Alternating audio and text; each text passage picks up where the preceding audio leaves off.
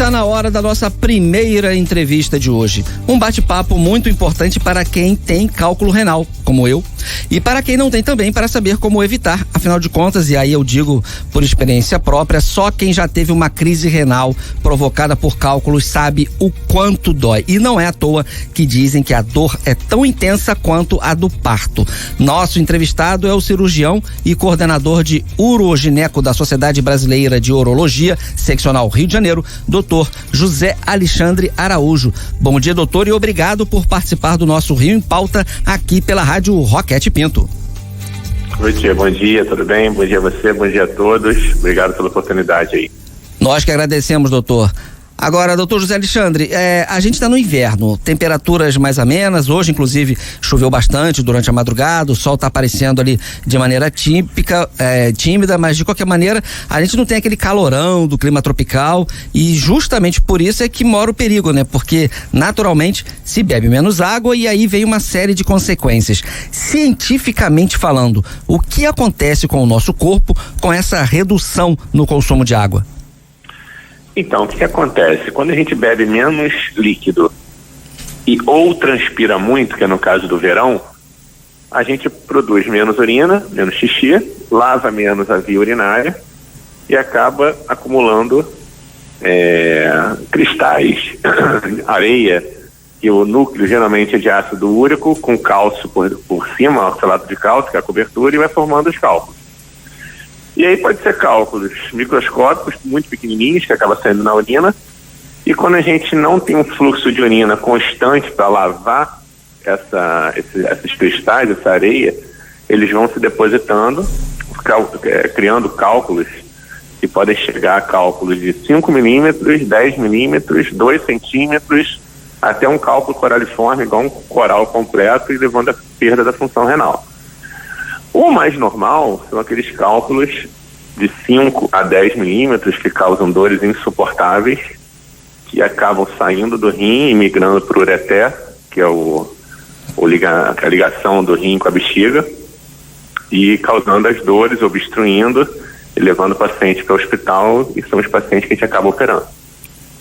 Agora, a gente sabe que o corpo sempre dá sinais de que alguma coisa está errada. No que a gente precisa ficar de olho para saber se o nosso corpo está desidratado? Tia, eu vou te falar que a forma mais fácil e mais antiga da gente ver se a gente está bem hidratado ou não é olhando a cor da nossa urina, a cor do nosso xixi. Isso é uma coisa que a gente faz dentro dos hospitais, dentro dos centros de terapia intensiva, dos CTIs. Quando a gente olha aquela urina, se ela não estiver quase transparente, bem clarinha, a gente sabe que o paciente está precisando de mais líquido. Isso é muito fácil da gente em casa ver.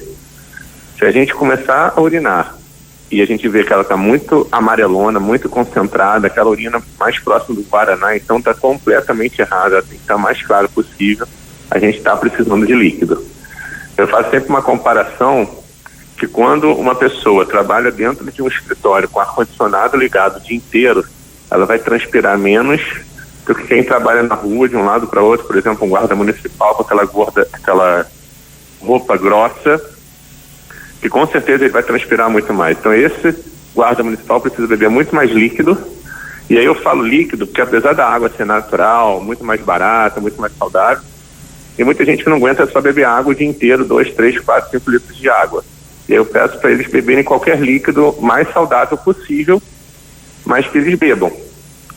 E aí, com certeza, esse profissional vai ter que beber muito mais líquido do que quem trabalha dentro do escritório, transpirando menos.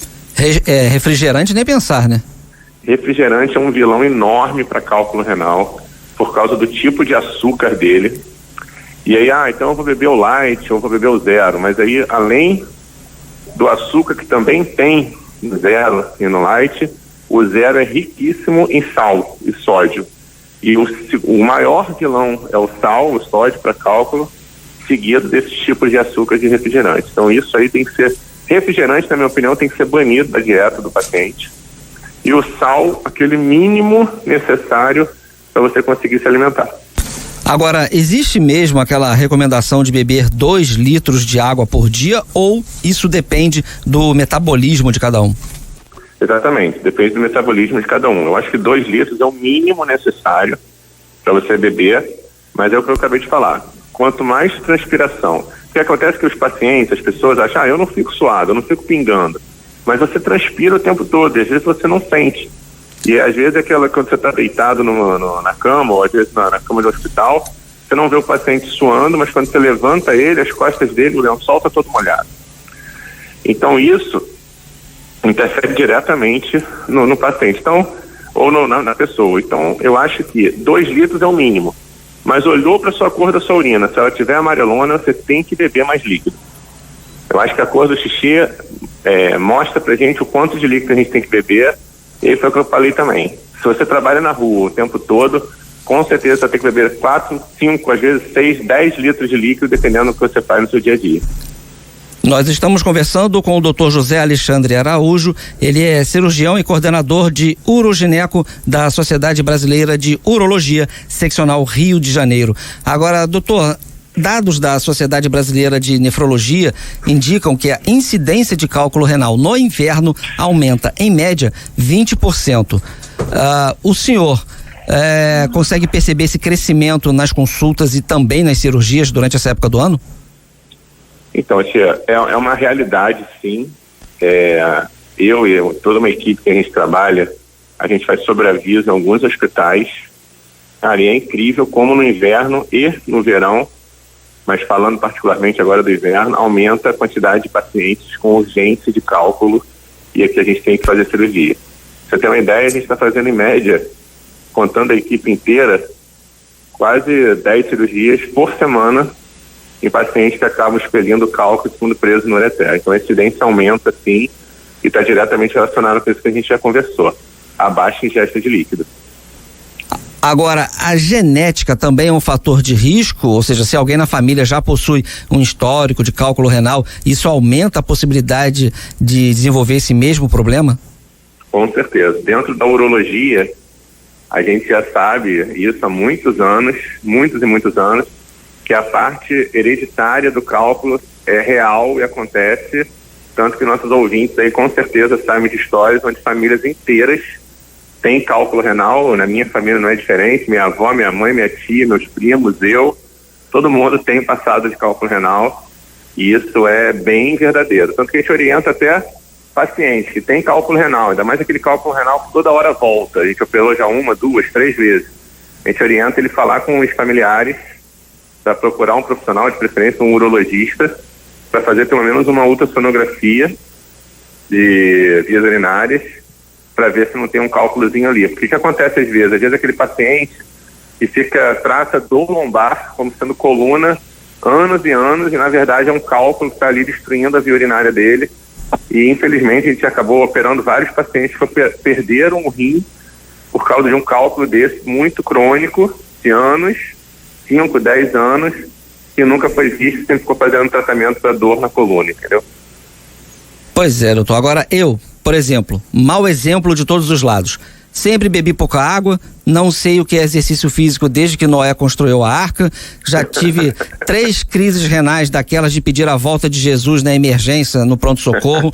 O que eu faço? Ou seja, para quem já tem cálculo renal, qual é o tratamento? Então, é líquido, bastante líquido. A gente pode fazer algumas pesquisas do tipo de cálculo, só que acaba que não vai mudar. A enorme maioria das vezes é ácido úrico, oxalato de cálcio. A questão da dieta é tentar cortar o sal o máximo possível, cortar o refrigerante. A gente não orienta mais paciente a cortar cálcio e derivados, porque é muito pior você ter uma osteoporose, uma osteopenia, fratura, do que você ter um cálculo, tá? É muito mais complicado você tratar o paciente, principalmente os mais idosos, a gente não faz. Cara, na verdade é líquido, evitar o sal, evitar o refrigerante e sempre pesquisar. Eu acho que a grande maioria dos homens e mulheres, depois dos principalmente 40 anos, homens e mulheres, desde sempre, quando vão ao seu ginecologista, fazem exame de rotina. Então, eu acho que uma ultrassonografia de abdômen total, que vai ver via urinária, é importantíssimo para a gente acompanhar esse paciente. Dentro da urologia, no consultório, é rotina nossa, todo paciente que nos procura, seja homem ou mulher, a gente pedir uma ultrassonografia, pesquisando, para sempre ver se o paciente tem algum cálculo ou alguma coisa no rim. Pacientes que vão investigar, acompanhar aquele exame lá anual de câncer de próstata, faz parte do protocolo. A gente sempre pede uma ultrassonografia para ver o tamanho da próstata dele e acaba vendo a via urinária também.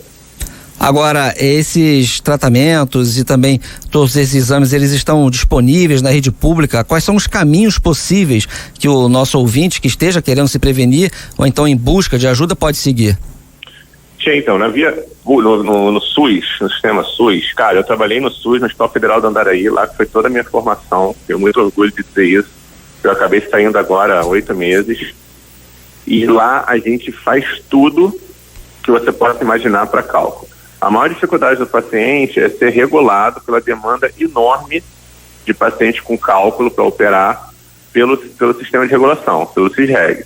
Mas depois que esse paciente consegue chegar, principalmente nos hospitais federais e alguns municipais, a gente consegue sim tratar da melhor forma possível, às vezes até melhor do que alguns hospitais privados do Rio de Janeiro, com convênio de saúde. Não tenha dúvida que os hospitais, eu falo pelos federais que eu conheço quase todos os serviços do Rio, tem toda a estrutura para tratar esse paciente. Eu conversei com o Dr. José Alexandre Araújo, cirurgião e coordenador de urogineco da Sociedade Brasileira de Urologia, seccional Rio de Janeiro. Dr. José, muito obrigado pela entrevista e um bom dia. Obrigado aí vocês pela oportunidade. Quero lembrar alguns funcionários aí da rádio que são meus pacientes, que eles têm que ir lá no consultório, já estão devendo consulta. Que maravilha, hein? Inclusive alguns deles é por cálculo renal. E todo mundo sabe meu endereço aí, eu trabalho lá em Copacabana, no Centro Urológico de Copacabana. E muito obrigado mesmo pela oportunidade, que eu acho que isso aí quem ganha bastante é a população. Tá ótimo, obrigado, doutor, bom dia. Um abraço, bom dia, tchau.